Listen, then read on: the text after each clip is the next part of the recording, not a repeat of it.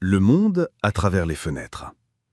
Dans une maison aux murs de pierre polie, où les pièces vastes résonnaient du silence, les béquilles de Samuel reposaient contre un mur, abandonnées dans l'ombre d'un salon trop grand. Ces béquilles, simples tiges de métal, étaient un rappel constant de ce qu'il ne pouvait pas faire. Les médecins, avec leurs mots techniques et leurs diagnostics froids, avaient défilé dans sa vie comme des ombres pressées. Troubles neurologiques, retard moteur, possible spectre autistique, des termes qui pesaient comme des chaînes. Leur verdict était unanime. Samuel ne marcherait jamais comme les autres enfants. Chaque consultation, chaque test, chaque exploit coûteux financé par son père, Gabriel, aboutissait à la même conclusion. Samuel vivrait avec des limites. Gabriel, un homme d'affaires prospère, avait englouti des fortunes dans des traitements, des spécialistes, des thérapies expérimentales venues des quatre coins du monde. Mais l'argent, malgré son pouvoir, ne pouvait acheter la démarche assurée d'un enfant. Samuel, âgé de 8 ans, passait ses journées dans les couloirs de cette maison opulente où les tapis persans étouffaient ses pas hésitants et où les fenêtres donnaient sur un monde qu'il ne pouvait rejoindre. Sa mère était partie des années plus tôt, emportée par une vie qu'elle avait choisie ailleurs, laissant derrière elle un vide que Gabriel comblait par le travail. Samuel, lui, avait appris à faire de la solitude une compagne familière, presque rassurante. Puis arriva Myriam. Elle était la nouvelle femme de ménage. Une femme dans la trentaine, à la peau sombre et aux gestes mesurés, portant un uniforme bleu impeccablement repassé et un tablier blanc qui semblait défier la moindre tache. Au début, Samuel la remarqua à peine. Elle n'était qu'une autre silhouette dans la maison, une de ces adultes qui passaient sans s'arrêter, leur regard glissant sur lui comme s'il était invisible. Mais Myriam ne ressemblait à personne. Elle ne se contentait pas de nettoyer les surfaces ou de ranger les pièces. Elle voyait. Elle voyait la façon dont Samuel évitait les regards, la manière dont ses doigts frêles s'agrippaient au bord des meubles pour éviter ses béquilles, la lueur de curiosité dans ses yeux lorsqu'il observait les oiseaux s'envoler depuis la fenêtre. Un après-midi d'automne, alors que la lumière dorée filtrait à travers les vitres, Myriam trouva Samuel assis sur les marches de l'escalier principal, les genoux ramenés contre lui. Ses béquilles gisaient à ses pieds, inutiles. « Pourquoi restes-tu ici, au lieu d'aller dehors ?» demanda-t-elle, sa voix douce mais directe, comme un rayon de soleil perçant l'écluin. Samuel haussa les épaules, ses boucles brunes tombant sur son front. « J'aime pas tomber. » Elle s'assit à côté de lui, à distance respectueuse, ses mains jointes sur son tablier. « Tu tombes souvent ?» Il fixa le sol, ses lèvres pincées. « À chaque fois que j'essaye. » Myriam inclina la tête, un sourire esquissé sur ses lèvres. « Alors, chaque fois que tu te relèves, tu gagnes un peu plus de force, non ?» Samuel cligna des yeux déconcertés. Personne ne lui avait jamais parlé ainsi. Les médecins décrivaient ses limites, son père parlait d'espoir avec une urgence désespérée, mais personne n'avait transformé ses chutes en victoire. À partir de ce jour, Myriam devint une présence constante, un phare dans son monde de grisaille. Elle s'attardait après ses tâches, posant des questions simples mais percutantes. « Quels sont tes jeux préférés, Samuel ?» Ou « Est-ce que tu as déjà regardé les étoiles la nuit ?» Le soir, quand Gabriel rentrait tard, elle lui lisait des contes du monde entier, des fables africaines, des légendes nordiques, des histoires de courage et de rêve. Sa voix, chaude et mélodieuse, transformait chaque mot en une promesse d'aventure.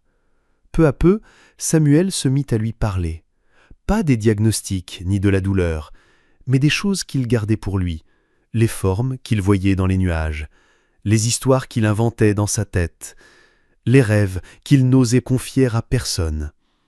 Il lui raconta un jour qu'il imaginait voler comme les oiseaux qu'il observait, libre, sans béquilles, sans peur. Myriam l'écoutait, hochant la tête, comme si ses rêves n'avaient rien d'impossible. Un après-midi pluvieux, alors que la pluie avait laissé des flaques sur le chemin, Samuel s'arrêta net, ses doigts crispés sur ses béquilles. « Je ne peux pas traverser ça, je vais glisser !» Myriam détacha son tablier et l'étendit sur la flaque, transformant l'obstacle en une passerelle de tissu blanc. « Ce n'est plus une flaque, Samuel, c'est ton pont. Traverse-le. » Il secoua la tête, le cœur battant. « Et si je tombe, si tout le monde me voit tomber ? » « Tu ne seras jamais ridicule à mes yeux. Si tu tombes, je tomberai avec toi. Mais je sais que tu peux y arriver. Pas cette fois. » Samuel scruta son visage, cherchant une trace de doute. Il n'en trouva aucune. « Tu me le promets ?»« Je te le promets. » Il prit une profonde inspiration, son corps tremblant. Lentement, il posa un pied sur le tablier. Les béquilles vacillèrent, son souffle se coupa. « Myriam,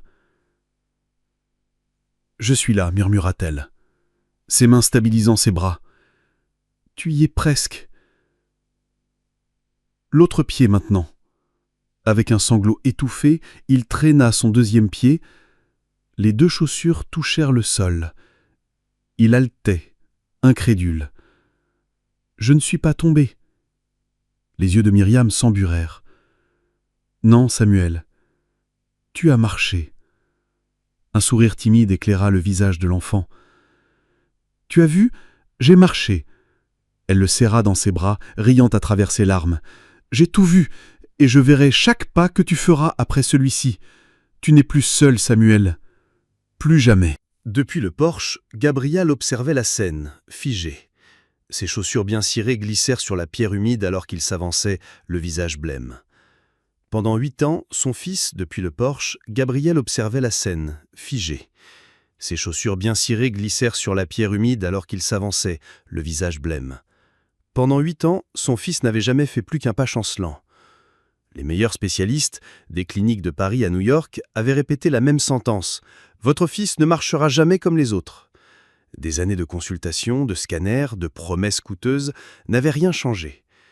Et pourtant là, sur ce chemin de gravier, Samuel avançait. Fragile, tremblant, mais réel. À ses côtés, pas un médecin ni un thérapeute bardé de diplôme, mais Myriam, une femme de ménage arrivée depuis à peine 2 mois, avec son tablier trempé et son regard rempli de foi. « Papa, regarde, j'ai marché !»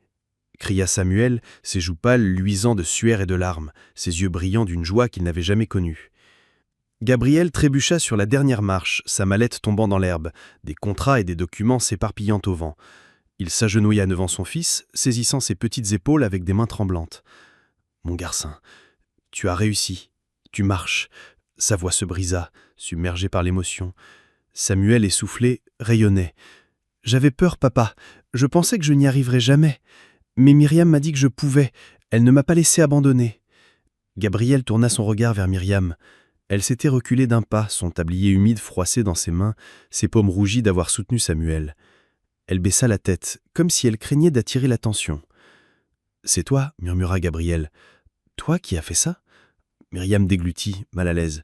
« C'est Samuel, monsieur. Je n'ai fait que croire en lui. » Gabriel secoua la tête, les larmes aux yeux. « Ne dis pas ça.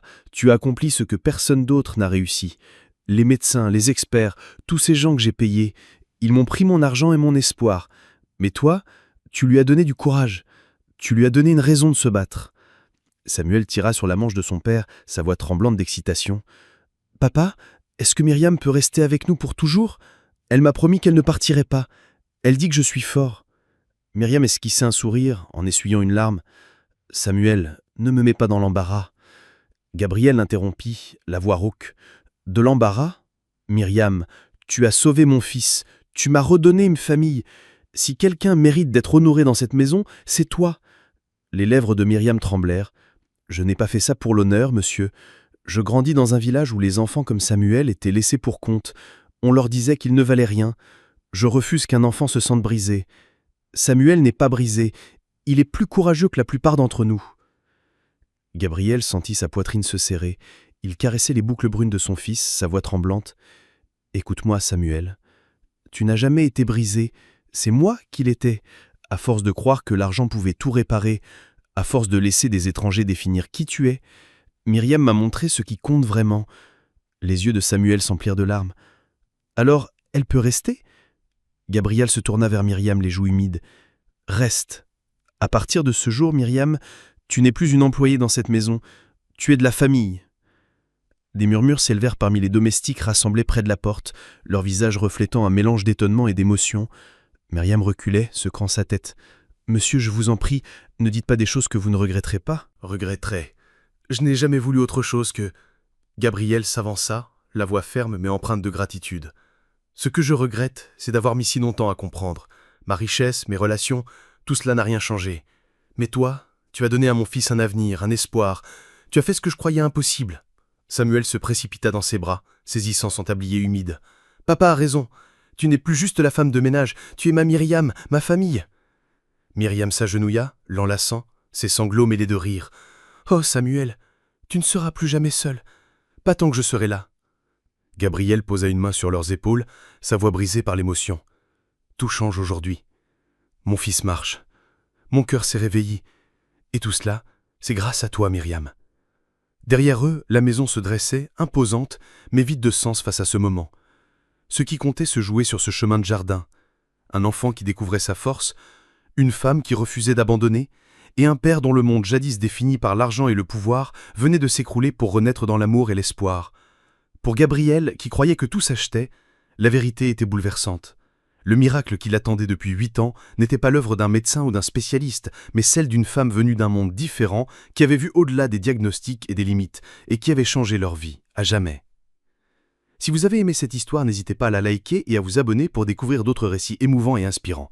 Partagez dans les commentaires d'où nous lisez et ce que cette histoire vous a inspiré. À bientôt. Restez bienveillants, curieux et continuez à nous suivre.